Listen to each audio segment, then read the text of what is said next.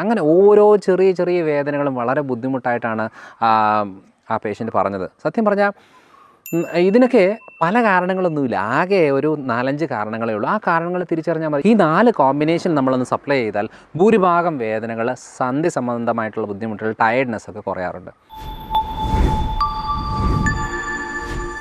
Hello everyone, I am doctor Manoj Johnson. Lifestyle മെഡിസിനിലേക്ക് സ്വാഗതം. ഇന്ന് നമ്മൾ ഡിസ്കസ് ചെയ്യാൻ പോകുന്ന ഒരു വിഷയം എന്ന് പറയുന്നത്, ചില ആളുകൾ പറയാറില്ലേ, എനിക്ക് ഫുൾ ടൈം വേദനയാണ്, എല്ലാ ഭാഗത്തും എവിടെ പിടിച്ചാലും വേദന, ശരീരത്തിൽ ഏത് ചെറുതായിട്ടൊന്ന് പിടിച്ചു കഴിഞ്ഞാൽ എനിക്ക് ഭയങ്കര ബുദ്ധിമുട്ടാകും. എൻ്റെ മക്കളൊക്കെ വന്നിട്ട് മെല്ലെ പിടിക്കുകയാണെങ്കിൽ വാ എന്ന് പറഞ്ഞ് മെല്ലെ പിടിച്ച് വലിക്കുകയാണ്, പക്ഷേ എനിക്കാണെന്നുണ്ടെങ്കിൽ കൈ പറഞ്ഞു പോകുന്ന രീതിയിലുള്ള വേദന ഉണ്ടാകുന്നുണ്ട്.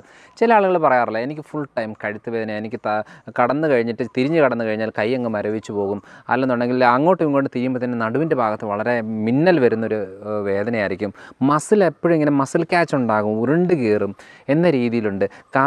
കാൽവിരലുകൾ ഇങ്ങനെ കോച്ച് പിടിക്കുന്ന രീതികളുണ്ട്. ചില ആളുകൾ ജോയിൻറ്റ്സുകൾ തന്നെ വളരെ എന്താ പറയുക, ഒരു വളഞ്ഞു പോകുന്ന രീതിയിൽ വരുന്നുണ്ട്. അപ്പം പല കാര്യങ്ങളാണ്. ചില ആളുകൾ പറയുന്നുണ്ട്, റിപ്പീറ്റഡായിട്ട് തലവേദനയാണ്, എനിക്ക് ഫുൾ ടൈം തലവേദനയാണ്, ഒരു ആഴ്ചയിൽ ഒരു ദിവസമൊക്കെയാണ് എനിക്ക് നോർമലായിട്ടിരിക്കുന്നത്, ബാക്കി പല ദിവസങ്ങളിലും എനിക്ക് തലവേദനകളാണ്. എനിക്കാണെന്നുണ്ടെങ്കിൽ ബെഡിൽ നിന്ന് എഴുന്നേക്കാനേ താല്പര്യമില്ല. കഴിഞ്ഞ തവണ ഒരാൾ ഓൺലൈൻ കൺസൾട്ടേഷൻ വിളിച്ച് പറയുകയാണ്, ഡോക്ടറെ എനിക്കൊരു 10 മിനിറ്റ് സമയം എൻ്റെ കാര്യം പറയാനായിട്ട് അവസരം തരണം. ഞാൻ പറഞ്ഞു, എന്താണ് അതെന്ത് കണ്ടിട്ട് 10 മിനിറ്റ്? എനിക്ക് അതിനു വേണ്ടി പ്രശ്നങ്ങൾ പറയാനുണ്ട്. പക്ഷേ ഈ പറഞ്ഞതിൽ ഭൂരിഭാഗം പ്രശ്നങ്ങൾ എന്താണെന്നറിയാമോ? വേദനയാണ്. അത് ഓരോ വേദന എടുത്തെടുത്ത് പറയുന്നുണ്ട്. എനിക്ക് മുടിയിലിങ്ങനെ പിടിച്ചാൽ വേദനയാണ്, കണ്ണടച്ചാൽ വേദനയാണ്. അങ്ങനെ ഓരോ ചെറിയ ചെറിയ വേദനകളും വളരെ ബുദ്ധിമുട്ടായിട്ടാണ് ആ പേഷ്യൻ്റ് പറഞ്ഞത്. സത്യം പറഞ്ഞാൽ ഇതിനൊക്കെ പല കാരണങ്ങളൊന്നുമില്ല, ആകെ ഒരു 4-5 കാരണങ്ങളേ ഉള്ളൂ. ആ കാരണങ്ങൾ തിരിച്ചറിഞ്ഞാൽ മതി. എന്തുകൊണ്ടാണ് റിപ്പീറ്റഡായിട്ട് മുട്ടുവേദന എനിക്ക് ഉണ്ടാകുന്നത് എന്ന് മാത്രം ആലോചിച്ചാൽ മതി. ചില ആളുകൾ പറയാറില്ല, എനിക്ക് നടുവിൽ നിന്ന് താഴോട്ട് ഭയങ്കരമായിട്ട് ഒരു കട്ടുകഴപ്പ് എന്നൊക്കെ പറയാറില്ലേ, ആ ഒരു വലിച്ചിൽ എന്ന രീതിയിലുള്ള വേദനയില്ലേ, എന്തുകൊണ്ടാണ് ഇത് ഉണ്ടാകുന്നത്? പല ആളുകളുടെയും ഞാൻ കൺസൾട്ടേഷൻ വരുമ്പോൾ കാണാറുണ്ട്, വലിയ ഒരു സ്കാനിങ് റിപ്പോർട്ടാണ്, ഫുൾ MRIയുടെയും CTയുടെയും ഒക്കെ സ്കാനിങ് റിപ്പോർട്ടും പിടിച്ചുകൊണ്ടാണ് വരുന്നത്. എന്നാൽ അതിനകത്ത് ആകെ എഴുതിയേക്കുന്നത് എന്താണ്? L4 L5 അല്ലെങ്കിൽ S1 റീജനിൽ disc protrusion with degeneration, nerve compression ഒക്കെ ഉള്ളത്. അത് ഏതെടുത്താലും അതൊക്കെ തന്നെ ഉള്ളൂ. പക്ഷേ അതിനൊന്നും പ്രത്യേകിച്ചൊന്നുമില്ല. പിന്നെ അതൊക്കെ എടുക്കുമ്പോൾ ഒരു സമാധാനം എന്നുള്ളതല്ലാതെ പ്രത്യേകിച്ച് അതിനകത്തൊന്നുമില്ല. എന്നാലും നമ്മൾ തിരിച്ചറിയേണ്ട കാര്യം എന്താണെന്ന് വെച്ചാൽ, എന്തുകൊണ്ടാണ് ഇത്രയും പ്രശ്നങ്ങൾ ഉണ്ടാകുന്നത്? ഈ പ്രശ്നങ്ങൾ ഉണ്ടാകുന്നതിൻ്റെ മെയിൻ കാര്യം എന്ന് പറയുന്നത്, ആർക്കെങ്കിലും ഡിസ്ക് സംബന്ധമായിട്ടുള്ള പ്രശ്നങ്ങളുണ്ടോ അവരാദ്യം നോക്കേണ്ടത്, അല്ലെങ്കിൽ തേയ്മാനമോ മസിൽ ഉരുണ്ടുകയറ്റമോ ഉണ്ടെങ്കിൽ വൈറ്റമിൻ ഡി ആണ്. ഈ വൈറ്റമിൻ ഡി ചെക്ക് ചെയ്താൽ തന്നെ ഏകദേശം കാര്യം മനസ്സിലായി. വൈറ്റമിൻ ഡി അളവ് കുറയുന്നതനുസരിച്ച് നമുക്ക് നെഞ്ചിടിപ്പ് കൂടും, ഉറക്കത്തിന് ബുദ്ധിമുട്ടുള്ളതും, മറവിയായിരിക്കും. ചില ആളുകളൊക്കെ ചോദിക്കാറുണ്ട്, അവർ കഴിഞ്ഞ പ്രാവശ്യം വരുമ്പോൾ പറയാറുണ്ട്, ഡോക്ടറെ ഞാൻ തിരുവനന്തപുരത്ത് നിന്ന് വന്നതാണ്, ഡോക്ടറെ കാണാൻ വേണ്ടി വന്നതാണ്, പക്ഷേ ഞാൻ എല്ലാ ബ്ലഡ് ടെസ്റ്റും ചെയ്ത് റെഡിയാക്കി വെച്ചേക്കുമായിരുന്നു, പക്ഷേ വന്നപ്പോൾ എടുക്കാൻ മറന്നുപോയി.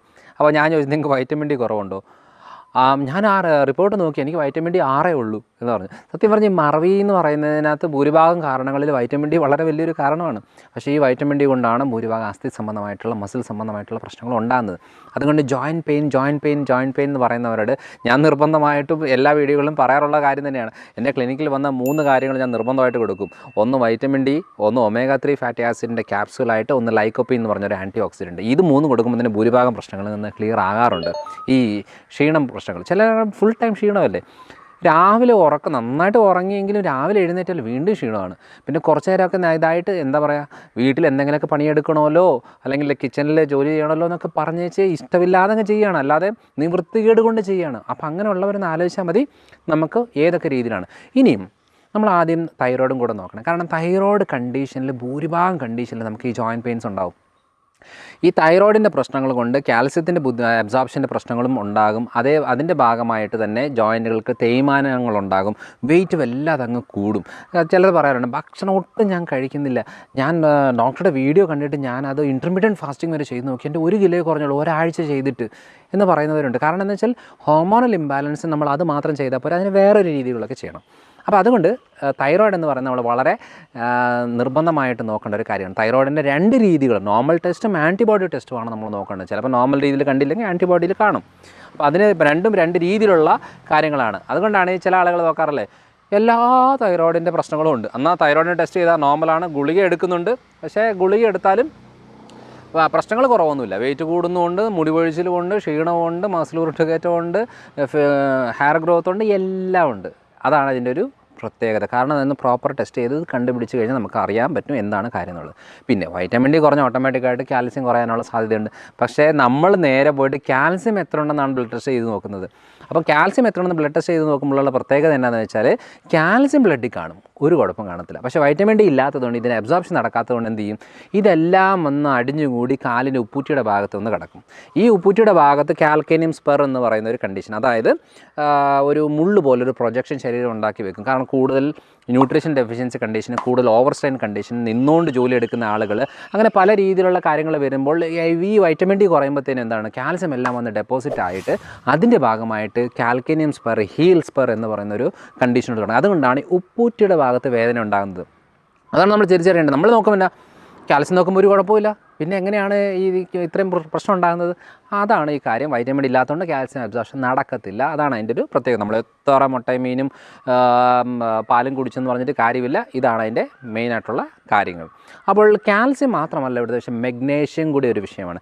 കാൽസ്യം മെഗ്നേഷ്യം കറക്റ്റ് കോമ്പിനേഷൻ ബോഡിയിലേക്ക് സപ്ലൈ ആയെങ്കിൽ മാത്രമാണ് ബോഡിക്ക് ഈ മസിലുകൊണ്ട് കയറ്റ പ്രശ്നങ്ങൾ. ചില ആളുകളല്ലേ കുറച്ച് നേരം നിൽക്കുമ്പോഴത്തേനും കാലങ്ങ് കട്ട് കഴിക്കുകയാണ്, എന്നാൽ വേറെ പ്രശ്നങ്ങളൊന്നുമില്ല, ബോഡി വെയിറ്റ് കൂടുതലെല്ലാം കറക്റ്റായിട്ട് നല്ല ന്യൂട്രീഷ്യസ് ആയിട്ടുള്ള ഫുഡൊക്കെ കഴിക്കുന്നുണ്ട്. ഇതാണ് കാര്യം. കാരണം കാൽസ്യം മെഗ്നേഷ്യം പ്രോപ്പർ പ്രൊപ്പോർഷനിൽ നിൽക്കണം.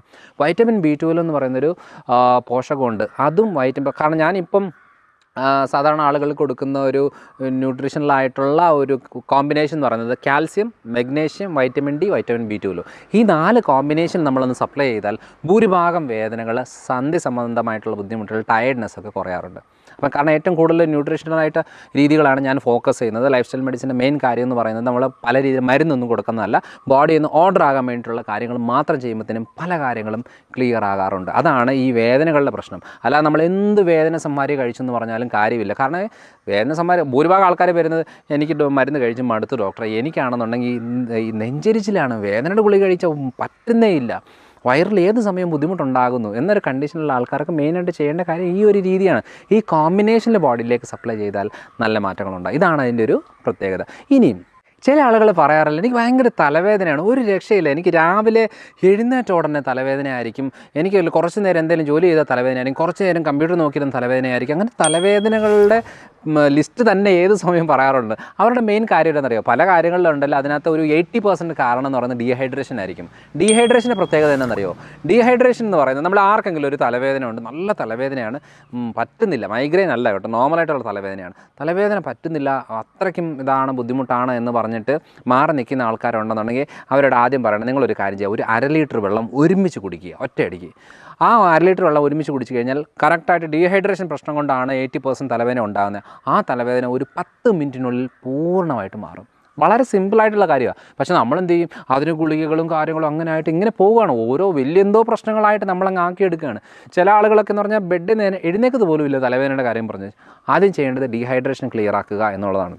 പിന്നെ രണ്ടാമതാണ് ഞാൻ കഴിഞ്ഞ വീഡിയോകളിലൊക്കെ പറയാറുള്ളത്, വയറ്റിലെ പ്രശ്നം കൊണ്ടാണ് തലവേദന ഏറ്റവും കൂടുതലായിട്ട് കൂടുന്നത്. അസിഡിറ്റി ലെവലിൽ നിന്ന് കൺട്രോൾ ചെയ്ത് നിർത്താം എന്നുള്ളതാണ്.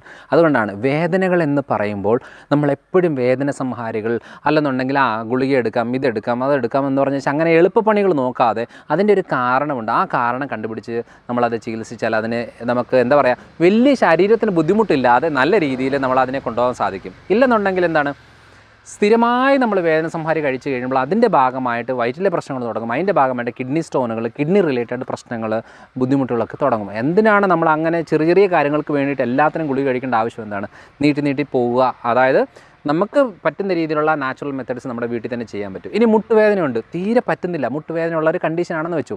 ഈ മുട്ടുവേദന കണ്ടീഷൻ്റെ ഒരു പ്രത്യേകത എന്താ, നമ്മളിപ്പോൾ മുട്ടുവേദനയുണ്ട്, അതിനാദ്യം വൈറ്റമിൻ ഡിയും കാൽസ്യം കാര്യങ്ങളെല്ലാം പ്രോപ്പറായിട്ട് നമ്മളതിന് സപ്ലൈ ചെയ്യണം. ഒന്നാമത്തത് ഗ്ലൂക്കോസമയം എന്ന് പറയുന്നൊരു പോഷകമുണ്ട്, അതും നമുക്ക് ആവശ്യമുണ്ട്. അത് കഴിഞ്ഞിട്ട് ചെയ്യേണ്ട കാര്യം എന്ന് വെച്ചാൽ ചൂടും തണുപ്പും മാറ്റി വെക്കുക. 1 മിനിറ്റ് ചൂട് വെക്കുക. നമ്മുടെ ഹോട്ട് ഫെർമെൻറ്റേഷൻ ബാഗിൽ വെള്ളം നല്ല ചൂടുവെള്ളം നിറച്ച് ടൈറ്റ് ചെയ്ത് വെച്ചിട്ട് 1 മിനിറ്റ് മുട്ടിൻ്റെ മുകളിൽ ചൂടുവെള്ളം വെക്കുക. കറക്റ്റ് അതെടുത്ത് മാറ്റിയിട്ട് ഐസ് നിറച്ചിട്ട് ഐസ് ബാഗിൽ തണുപ്പ് 1 മിനിറ്റ് വെക്കുക. അങ്ങനെ 5 പ്രാവശ്യം മാറ്റി ദിവസത്തിൽ 2 തവണ മിനിമമായിട്ട് ചെയ്യുകയാണെന്നുണ്ടെങ്കിൽ നിങ്ങളുടെ നീര്, മുട്ടുവേദന, ബുദ്ധിമുട്ടുകളെല്ലാം കുറഞ്ഞു വരും. അതാണ് അതിൻ്റെ രീതികൾ. അപ്പം നമ്മൾ അങ്ങനെ ചെയ്യുന്നതാണ് കുറച്ചുകൂടെ നല്ലത്. കാരണം എന്താണ്, തേയ്മാനത്തിന് ഇതുവരെ അങ്ങനെ ലോകത്ത് മരുന്നൊന്നും കണ്ടുപിടിച്ചിട്ടില്ല.